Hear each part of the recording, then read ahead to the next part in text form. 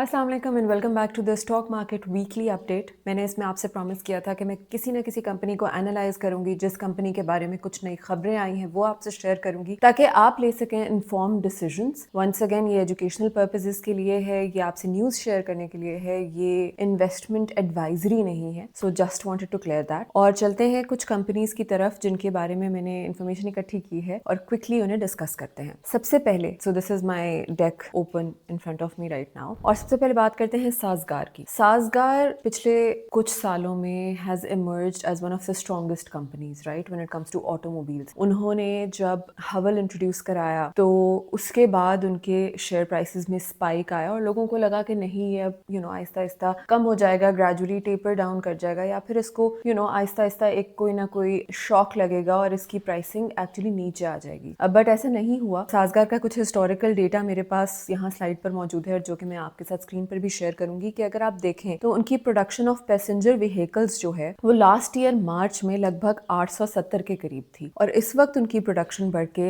1800 से एक्सीड कर चुकी है। मतलब आप कह लें कि 870 से डबल से भी ज्यादा ग्रोथ एक साल के अंदर अंदर। और डिस्पाइट द फैक्ट कि उसमें बीच में इंडिया पाकिस्तान वॉर भी चल रही थी, अफगानिस्तान के बॉर्डर के इश्यूज भी चल रहे थे, ईरान यूएस वॉर का भी बीच में एक शॉक लगा, बट फिर भी साज़गार की प्रोडक्शन कैपेसिटी जो इंक्रीज हुई है वो बहुत स्टेडीली हुई है। ये शो करता है कि कंपनी स्ट्रॉन्ग जा रही है, इसकी डिमांड है तो ऑफ कोर्स प्रोडक्शन इंक्रीज कर रही है। बट अगेन इसको कब खरीदना चाहिए, किस प्राइस पॉइंट पे लेना चाहिए, इसके लिए आपको और फंडामेंटल एनालिसिस करने की भी जरूरत है। But this piece of information is very important और ये एक बहुत अच्छा साइन है कंपनी के लिए। मगर साज़गार के ही 3 व्हीलर्स की प्रोडक्शन को देख लेते हैं राइट। आपको पता है कि साज़गार 3 व्हीलर्स रिक्शे भी बनाता था, एक्चुअली जेन्युइनली स्टार्ट में रिक्शे ही बनाता था। अगर उसकी प्रोडक्शन देखें तो कभी ऊपर है कभी नीचे। लास्ट ईयर मार्च की ही बात करें तो 1870 के करीब थी, फिर तकरीबन 1700 हो गई, फिर एक डिप आया, फिर उसके बाद ये अक्टूबर में बढ़ के 2500 को भी एक्सीड कर गई, जनवरी में तकरीबन 3300 के करीब भी गई प्रोडक्शन, मगर अभी रिसेंटली ये दोबारा 2300 के ऊपर आ गई है। क्योंकि ये एक लोअर टियर सेगमेंट को टारगेट करते हैं, लोअर एसईसीज को टारगेट करते हैं, तो यहाँ पर जो इसका आप कह लें कि एक ट्रेंड चल रहा है वो सिक्लिकल सा चल रहा है। उसमें आपको नजर आ रहा है कि जैसे जैसे लोगों की परचेजिंग पावर इंपैक्ट हो रही है वैसे वैसे यहाँ पे इसकी प्रोडक्शन इंपैक्ट हो रही है। सो इसकी डिमांड इज नॉट उस तरह से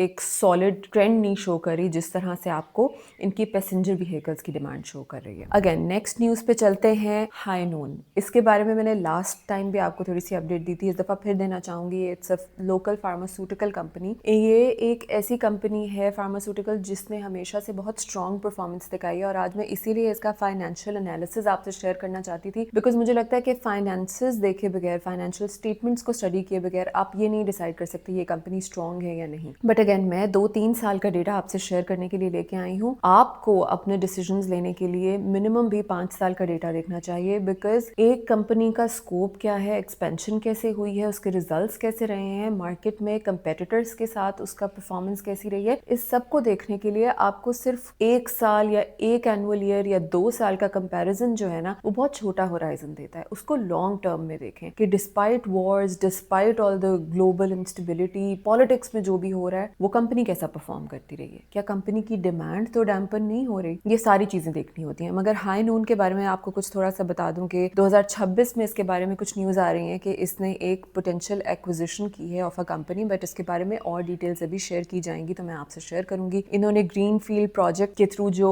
मैन्युफैक्चरिंग है उसको भी एक्सपैंड करना शुरू कर दिया है, which is also a very good and solid news. अब चलते हैं इनके थोड़े फाइनेंसेस की तरफ राइट। फंडामेंटल एनालिसिस करना, इनकी फाइनेंशियल स्टेटमेंट्स पढ़ना, इनकी अनाउंसमेंट्स पढ़ना, इनका बोर्ड कैसे ऑपरेट करता है वो पढ़ना ऑफ कोर्स बहुत जरूरी है। इनके रॉ मटेरियल्स क्या हैं, इसमें से कुछ स्निपेट्स, कुछ रेशोज मैं आज आपसे शेयर करूंगी। अगर आप इनकी सबसे पहले इस टेबल में आप गौर करें कि इनकी प्राइस टू अर्निंग रेशो और ग्रॉस प्रॉफिट मार्जिन राइट, इनका gross profit margin I think is one of the highest in the industry. इनका ग्रॉस प्रॉफिट मार्जिन अगर 2023 में देखें तो 47.6% था और अब बढ़ के 54.8% पे आ गया है। प्राइस अर्निंग रेशो 11.13 से बीच में इंक्रीज की 14.95 और अब जो है तकरीबन 10.75 के करीब चल रही थी 2025 में। नेट प्रॉफिट मार्जिन अगेन 12.4% से बढ़ के 16%। Again 16% is a big number. 16% अगर आप नेट प्रॉफिट मार्जिन के इंडस्ट्री कंपेटिटर्स भी निकालें और ओवरऑल ग्लोबली भी देखें तो नेट प्रॉफिट मार्जिन अगर आपके 12% से एक्सीड कर जाए तो it's a very healthy net profit margin. इसका मतलब है कि कंपनी सॉलिड प्रॉफिट भी कमा रही है, इनका ग्रॉस प्रॉफिट मार्जिन भी हाई है और उसमें से जब कॉस्ट निकाल दो तो उसके बाद जो इनको नेट प्रॉफिट बचता है वो भी काफ़ी हाई है। इनकी डिविडेंड यील्ड भी काफ़ी हाई रही है, पहले ये 3.96 दे रहे थे, अब 5.98% दे रहे थे 2025 में। आई वोंट से बहुत हाई रही है, बट ठीक है, सॉलिड एक आपको इंक्रीज नजर आ रहा है कि ये डिविडेंड्स भी अब शेयर करें अपने इन्वेस्टर्स के साथ। अगर आप इनकी अर्निंग पर शेयर भी देखें तो 45 थी पहले 2023 में, इन्होंने फिर उसमें तकरीबन इंक्रीज देखा, 2024 में 61 के करीब चली गई और 2025 में 78 के करीब इनकी अर्निंग पर शेयर चलेगी, विच इज़ वेरी हाई। इस सब एनालिसिस को माइंड में रखते हुए, इनकी एक्सपेंशन को माइंड में रखते हुए आप ये देख सकते हैं कि कंपनी बहुत सॉलिड परफॉर्म कर रही है। प्राइस टू अर्निंग रेशियो देखते हुए आप ये देख सकते हैं कि कंपनी की वैल्यू उस तरह से शेयर मार्केट में इंक्रीज नहीं कर रही जिस तरह से कंपनी का ग्रॉस और नेट प्रॉफिट इंक्रीज कर रहा है। That is also a good sign, right, कि इस कंपनी के अंदर स्कोप बहुत अच्छा है। So this was on high note. अब नेक्स्ट न्यूज क्लिपिंग की तरफ चलते हैं। लोग मुझे कह रहे थे कि आपने सीमेंट इंडस्ट्री के बारे में कोई न्यूज नहीं शेयर की। सीमेंट इंडस्ट्री काफी लो चल रही थी और वो ऑब्वियस भी है क्योंकि सीमेंट का ताल्लुक इकोनॉमिक एक्टिविटी से है और जिस तरह के हालात थे उसमें economic activity was at a halt. मगर इसमें कुछ साइंस आते रहते हैं जिससे आपको पता चलता है कि कंपनी अपने बारे में क्या सोचती है, कंपनी के डायरेक्टर्स क्या ग्रोथ देखते हैं और ओवरऑल इकोनॉमी उसके बारे में क्या सोच रही है। तो अगर कोहार्ट सीमेंट की बात करें तो इनके डायरेक्टर ने अपने तकरीबन 4000 शेयर्स खरीद लिए और ओवरऑल मार्च में देखा जाए तो 7,18,000 shares directors of the company ने परचेज किए हैं। This is great news. इसका मतलब है कि डायरेक्टर्स को यकीन है कि कंपनी के फंडामेंटल स्ट्रॉन्ग हैं, कंपनी अच्छी जा रही है, कंपनी में सॉलिड ग्रोथ आएगी। कंस्ट्रक्शन में वैसे भी एक एमनेस्टी स्कीम आशियाना के ऊपर काफी काम हो रहा है और ये बातें सुनने में आ रही हैं कि गवर्नमेंट रियली वांट्स टू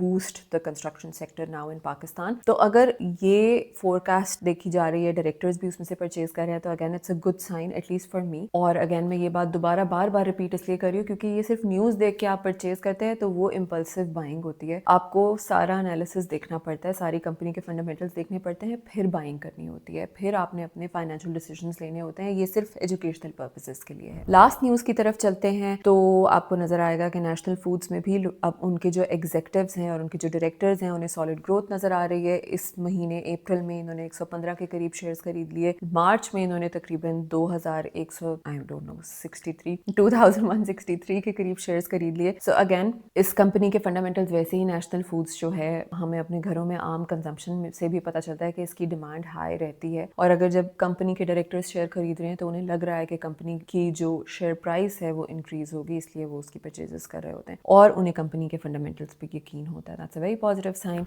ये कुछ न्यूज़ क्लिपिंग्स थी, मैंने आज शेयर की। कोशिश करूंगी वीक के एंड पे और भी क्लिपिंग्स मैं और मेरे साथ जो एक्सपर्ट हैं वो शेयर करें आपके साथ। Maybe we will try to analyse a company as well. आपके सजेशंस में नीचे देख रही थी, आपके सजेशंस में सीमेंट था, हाई नून था, इसलिए मैंने उसे एड्रेस किया, साजगार था। बट अगर कुछ और कंपनीज हो you think that I should be addressing in this update तो वो मैं जरूर करूंगी। एक इकोनॉमिक आउटलुक भी बनाने का सोच रही थी by the end of the week, depending on कि हमारी ग्लोबल सिचुएशन क्या रहती है। तो do share your suggestions and feedback and I read each and every comment जो आप लोग करते हैं and I try to address everything. So thank you so much and take care and अल्लाह हाफिज़।